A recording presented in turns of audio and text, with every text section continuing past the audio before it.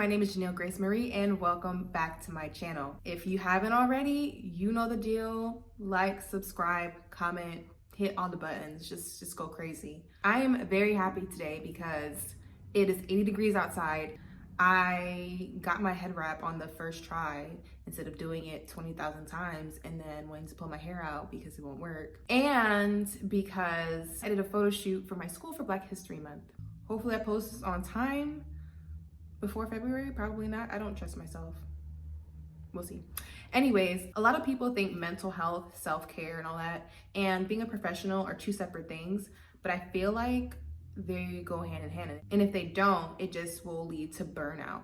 Even though it's only been a couple of months of me in med school, all of my anxieties, insecurities, skeletons in my closet, they just jumped out at your girl. Like, no, seriously. They just jumped out because I've been stressed about other things and I've been forced to come to terms with why I was feeling so stressed about certain things. So I can lighten that load and just focus on the stress or minimizing the stress associated with medical school and becoming a doctor in 2020 as a Black woman. So coming from a Caribbean background, therapy isn't really a thing. And even just as a Black person, nowadays people are catching on to the wave of going to therapy and not having something wrong with you per se to go and seek out help. But I feel like, especially as a professional student in this day and age where it's visual learning, Zoom fatigue, I needed some grounding because I already knew like med school is hard already. And then on top of that, you add the inauguration that's coming up in a couple of days. I live in a white town. I'm here by myself. Just all of those things looming in my mind are stressful.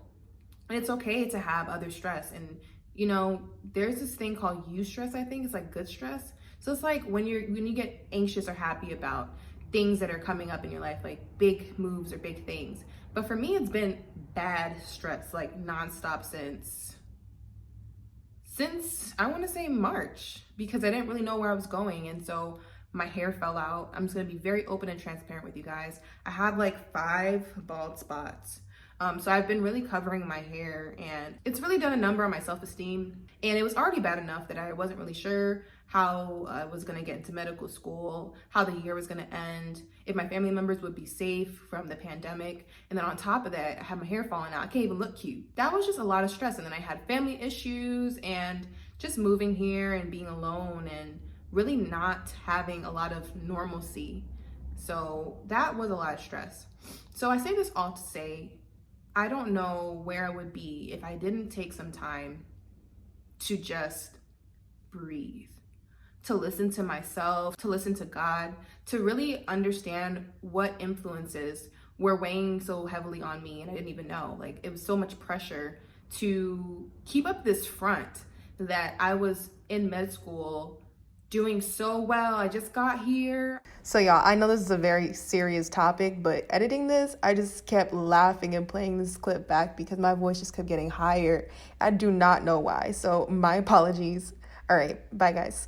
New place, and I just felt like the pressure to act like it was all okay was just looming on me. And I had to ask myself, why? And it just came down to my people pleasing. I love pleasing people. I grew up singing and dancing all the time. I lived for applause. I lived for claps. I lived for good job, Janelle. I lived for all of that stuff.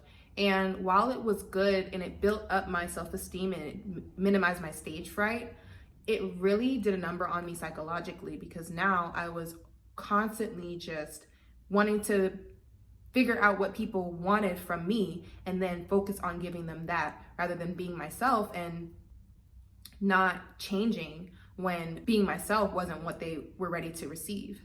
So with that, I had to realize that I've been sent on this mission to move across the country, miles away from my home, to not have any of that pressure, to be there for X, Y, and Z person, him, her, making sure everybody's good. I mean, I still check on my friends, but the pressure was off to act perfect all the time. I live by myself. I can walk around with 5 braids with my hair dry and my bald spots out, hanging out and just chilling, and nobody has to, like, nobody's gonna say anything because it's just me. So just that pressure, I had to realize, I had to take some time by myself to realize all the pressures and influences that were negatively impacting me first, before I came up with a plan per se to rid those from my life. So it may seem a little deep what I'm talking about, but I know many people who are in medical school right now or pre-meds applying right now can relate, because again, like I said, it's already stressful applying, getting your AMCAS, doing your personal statement, getting recommendation letters, going to Zoom interviews, answering your parents when they ask you, okay, have you heard from schools, answering your friends. Again, just comparing yourself to people on Instagram, medical influencers like myself. And then on top of that, you add a pandemic, you add a change of power in the mix, you add racial tension, you add just a polarized country, and a continual pressure to just keep your head above water no matter what and act like everything is okay. And I could foresee that kind of applying, but I didn't really know how hard it would hit me. So what did I do? I'm thankful enough that my school was able to provide therapy and counseling for free, which is amazing. And I have been talking to my therapist for a minute now, just taking the time to identify my enemies, my actual enemies, not people, but pressures and negative influences and energies that had no space around me. And lack of trust in God also I had to identify. I was putting a lot of the trust in myself. And so when I did that, I realized why I was suffering from imposter syndrome. I realized why I was trying to always portray that I had everything together. And don't get me wrong, I still do to a certain extent, because I, want to present myself in a way that shows people it can be done. You can still be yourself. You can still be a doctor or pharmacist or PT or whatever you want to be, and still maintain your personality and have it not be deemed unprofessional. But yeah, even though I have that image that I'm trying to uphold, I realize that I have to give myself grace. I can't do it by myself. So I reached out to therapy and counseling. I reached out to my family. I rely on my friends as well to just give me that air of encouragement. But as soon as I feel as though there's a standard that I need to match or meet that has no grounding in who I am and who I want to be, that's when I just cut it. I just cut it. Oh, you want to study with me every day, all day? Okay, but I need time for myself. Okay, so you want to do this? Oh, let me check with my calendar because I scheduled self-care for this certain day or this certain time. I guess the biggest thing that I've learned so far is setting boundaries, and I'm still learning that lesson, how to set boundaries, even with family, even with people who mean the world to me. Just taking that time, because once that boundary is crossed, and I've seen in the past when it's crossed, I feel small, I feel suffocated, I feel like I'm pressured to be something for somebody and not for myself or for God. So with that being said, I just encourage any pre-med medical student to really just tune into what you need. Tap into that. Take a breath, take a breather. Imposter syndrome is so real, and the main reason it exists is because what are we comparing ourselves to? What are we trying to be? What standard are we seeing in our minds that we're not adding up to?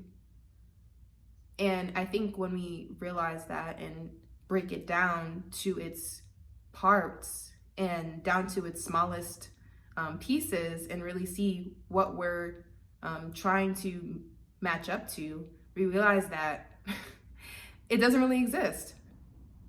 The image of doctor is changing. The image of healthcare provider is changing. What it means to be a professional is changing every day. And so, yeah, I don't know if this is what you expected when you saw me say that I'm going to talk about imposter syndrome, but it's real. But we have to realize why it's real for us. Why is it real to you? What are you trying to be if it's not yourself or a better version of yourself? So yeah, with that, I'm going to tell you guys some things that I've been doing to really center myself and to make sure that I'm not trying to be this person that doesn't exist. So I've been journaling. I love to journal a lot. And even if it's the smallest thought, I write it down. And it's so funny because I've done this ever since I was little, and I didn't realize how valuable it was to see my thoughts on paper and to see how they've grown and matured. And I look back and it's just like, wow, I did grow.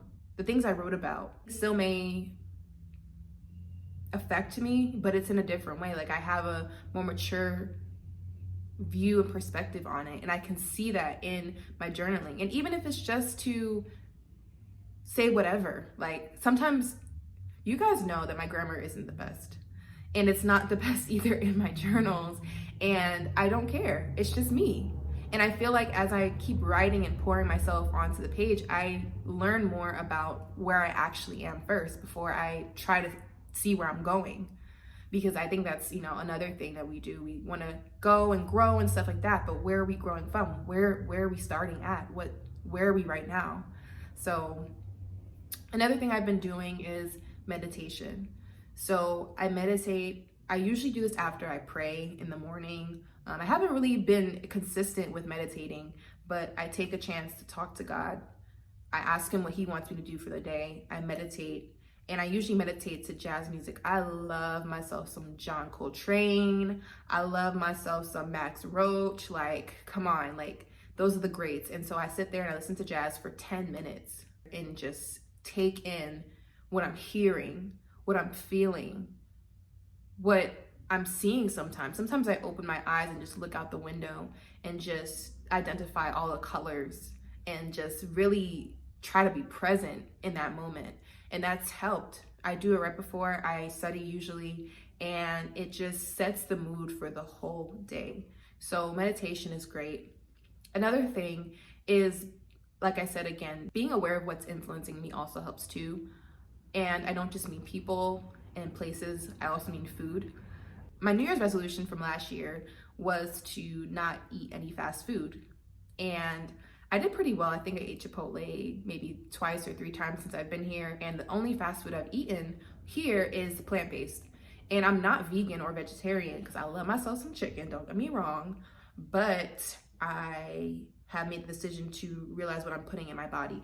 I have eczema, I have asthma, and yes, it was stressed in my house growing up that health is important and that healthy foods are your friend.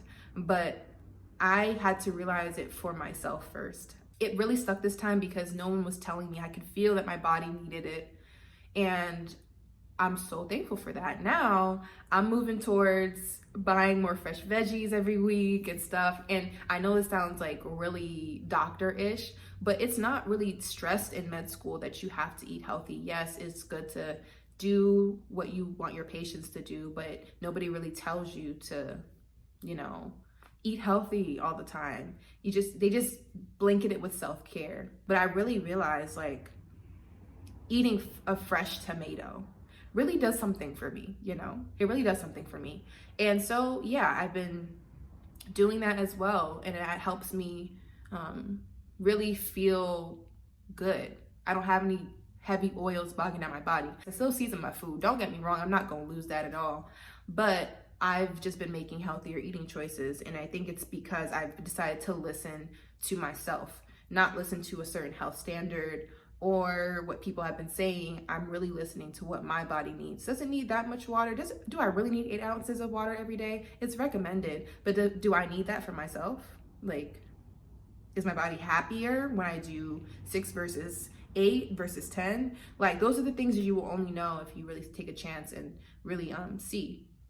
So yeah, journaling, meditation, eating healthier foods. Another thing that helps imposter syndrome is envisioning yourself as a professional, envisioning yourself as the person you want to be down to the T.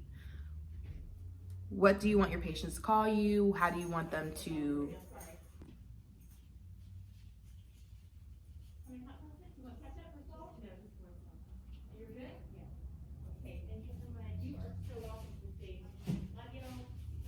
like I was saying. So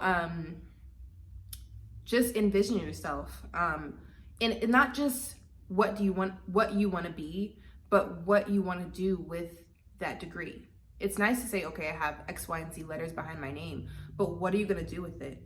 What is your why? Do you want to focus on health disparities? Do you want to focus on women's health, or homeless health, like being there for the less fortunate? What do you want to do with that? Do you want to minister to people? Do you want to be a missionary? What legacy do you want to leave? Do you just want to practice, go with the humdrum, and that's it? Or do you actually want to break barriers, change statistics? Like, what is it? Once I sat down and realized that what I want to do is to mentor and inspire people through my stories, I saw that my attitude towards going on a Zoom meeting for a class every day changed. I mean, yeah, it's still annoying to sit there and to look at people virtually all the time, but now I'm reconnected to the end, literally laying down the foundation as I'm going along for the impact that I want to make. It's greater than my title, what it's going to be. And so with that, that's why I wanted to do this channel. That's why I am a blog director for a nonprofit. That's why I do a mentorship program at my school. It's not just for a resume builder, because believe me, if you're just doing stuff to build your resume in medical school, it's a different beast. You're gonna be in for a treat. It's gonna take a lot out of you. You're gonna be drained if that's all you're doing it for. And you have to realize, once you're there, once you make it, once you get to med school, it's gonna take more foresight for you to get through than anything. It's going to take you looking past the graduation, past the degree, past residency, to really get through. It's a delayed gratification. It's not for the weak. It's not as glamorous as some people portray it to be. And it's okay. If you really want to do it, if that is your calling, it's going to fulfill you in a weird way. It's going to be like, wow, this is a lot of stuff, but like, I kind of like it. Like, I didn't expect to see like a human body today while I was eating food on my slide, but I saw it and I was okay, and that's what I want to do with my life. Like, it's just an overwhelming feeling of like, I'm here. And holding on to that, I think, is the biggest advice I can give to battling imposter syndrome, to battling that feeling of, wow, like, do I know less than everybody else?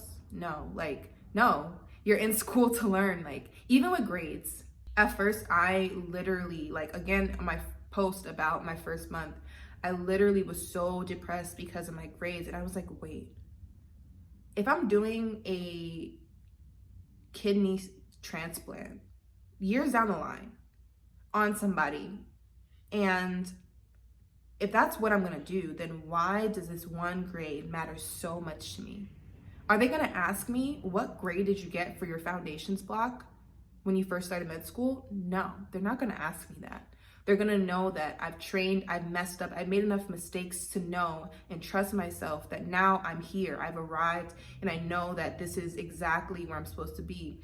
And so just holding on to that, the vision, the vision, literally past graduation, is something that will get you through. And even if you don't know what your why is, just sit in your growth rather than sitting in doubt.